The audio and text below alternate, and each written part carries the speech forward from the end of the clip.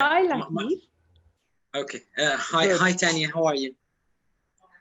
I'm good, thank you. Thank you so much for taking the time. So you're a professional cartoonist based in Jordan, and you contributed your really eye-catching prison artwork to our first issue of Aya, our internet issue.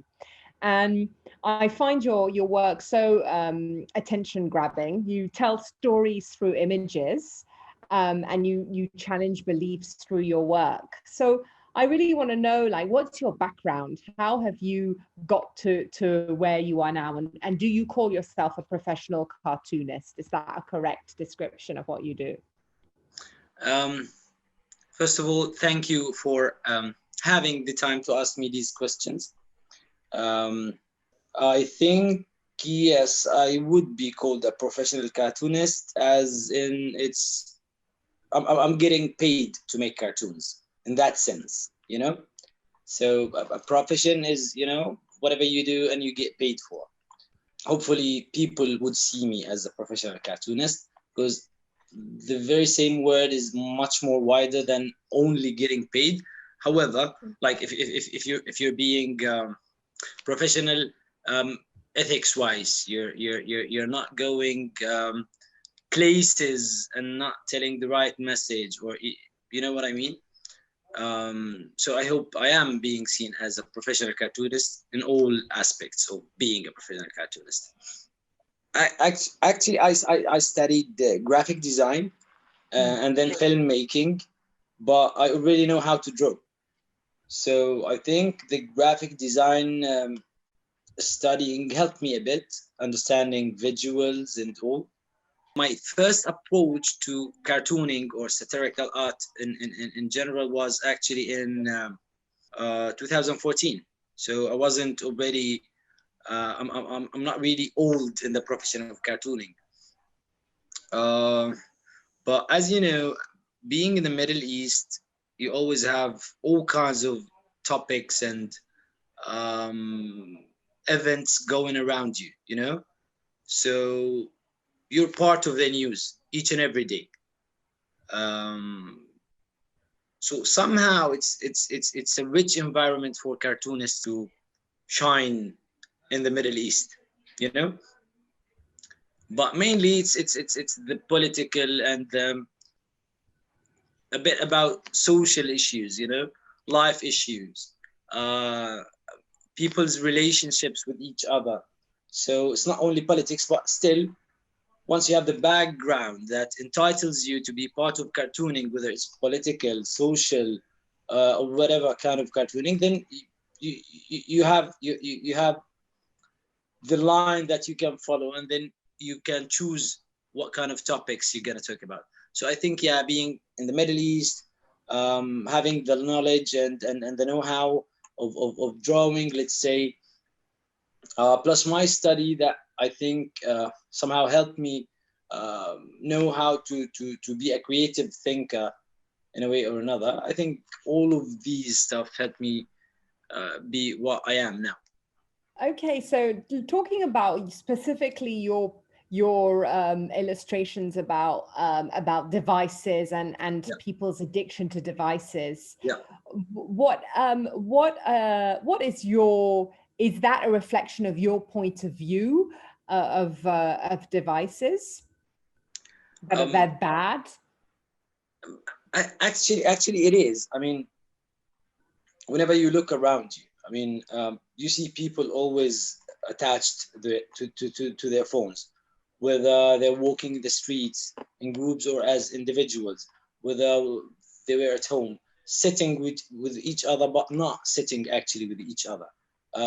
Cafes, restaurants, or so you get to see people all, I don't know, I'm not sure if it's the right term to use, but enchanted by their phones, But it was much more deeper, as in if you're enchanted, then it's not by choice. But being in prison also is not by choice, but you can do something about it.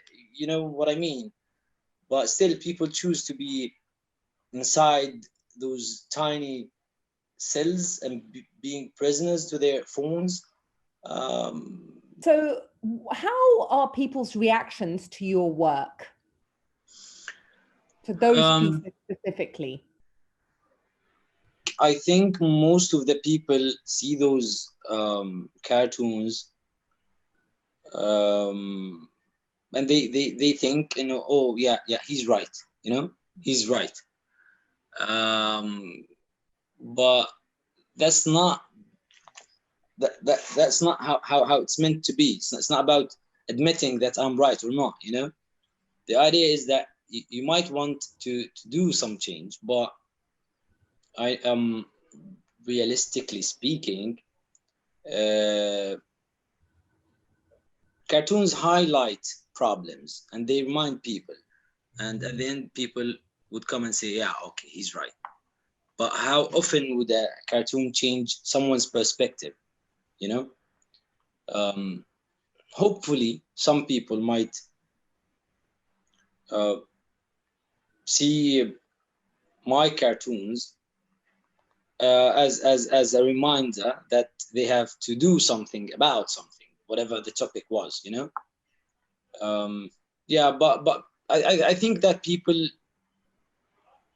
unless we're talking about politics, I think that people um, get the point, you know, and they go like admitting, yeah, he's right, and hopefully it would help make some change. Not sure it Are will, you but hopefully it would. a big fan of cartoons yourself? I am, yeah, I am. Now cartooning is um, it's two combined parts, you know. You have the drawing part and the ideas part, you know, the idea, how you came with the idea. And both of them are actually fascinating. Um, even cartoons with less uh, drawing or illustration skills, even those ones, if they had a nice idea, then you would fall in love with them, you know. So yeah, it's plus you have this very interesting like each and every corner in the world, they have their own styles, you know. So it's always rich and never boring, never boring. Yeah, it's like yeah, I love cartooning, yes.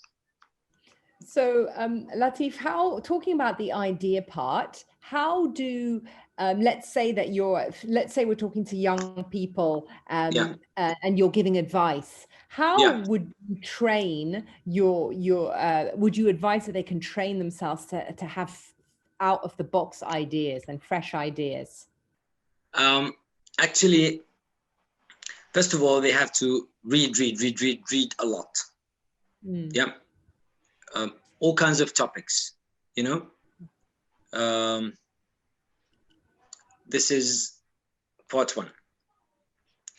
Part two, they have to see lots and lots of creative stuff. Whenever you see uh,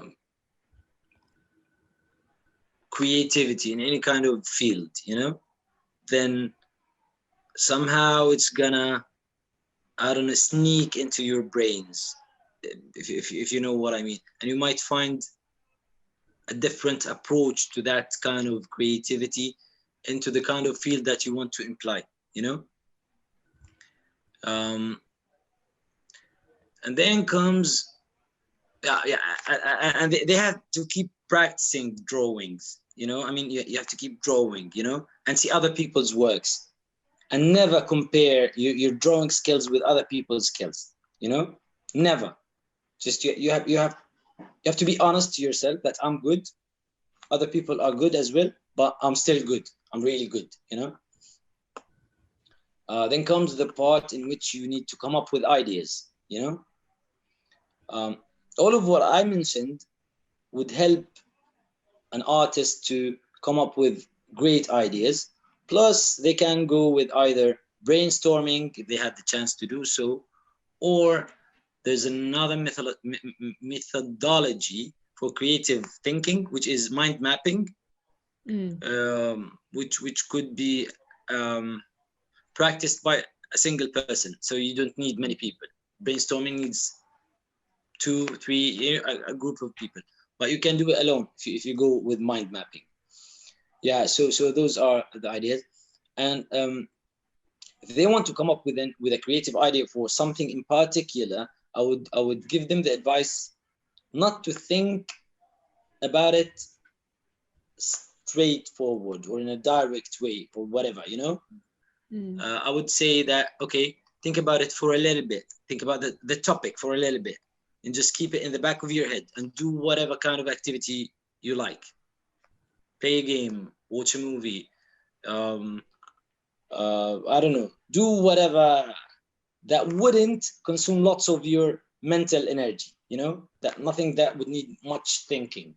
And then you would start feeling that the search engine of your brain is offering you ideas, it works. Yeah. Well, that's really great advice, Latif. And can you tell us any books that you recommend or any other comic artists that you would recommend? Comic artists or books, any books that you've read recently that have that you would recommend, or that you'd enjoyed even? Well, actually, if now for reading, I don't think that I had time. I had the time to read a short story lately. That's how busy. But I keep reading all kinds of articles and stuff that would keep me knowing what's really going on. Yes, Latif, I wanted to ask as well, what tools do you use to create? Do you use paper and pen and then bring it into Photoshop, or what do you do to make your pieces? I have the traditional approach and the new approach, the digital one. I still use the pencil and the paper. Sometimes I just make a sketch, a tiny sketch, just to think the idea and see how would I decide visually where each and every element should be in my frame. Sometimes I do the sketch directly on my tablet, so I do both. Sometimes I just sketch and then just scan it and take it through the computer and just make the line work and then the coloring. Some other times I just go that's the compact mode, as in the fast mode. You just go straight away and just start your sketch and do your line work and inking all digitally. But some other times, no, you feel like you want to go with the classical approach. No, I would, I would want to draw both ways, as in, just keep using the pencil and the paper and and some other times. So it's all about how I feel and what do I want, how much time do I need, Yeah. Got it.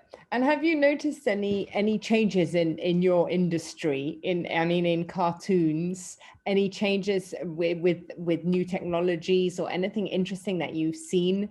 That. Yeah. Well, actually, now since everything is being digitized, I think that they invent tablets, or they come up with new kinds of tablets every day. So it's all about the budget, but it's basically drawing at the end of the day. It's basically drawing. So whether you can like if you compare it to writing, at first they used to write, using the pen or whatever tools and using papers, and then the typewriter came, and then computers, and those devices, they don't write on your behalf. You're the one who's writing, so it doesn't really matter what tool you're using. You can still keep drawing with a pencil and a paper and just take a photo. You know what I mean?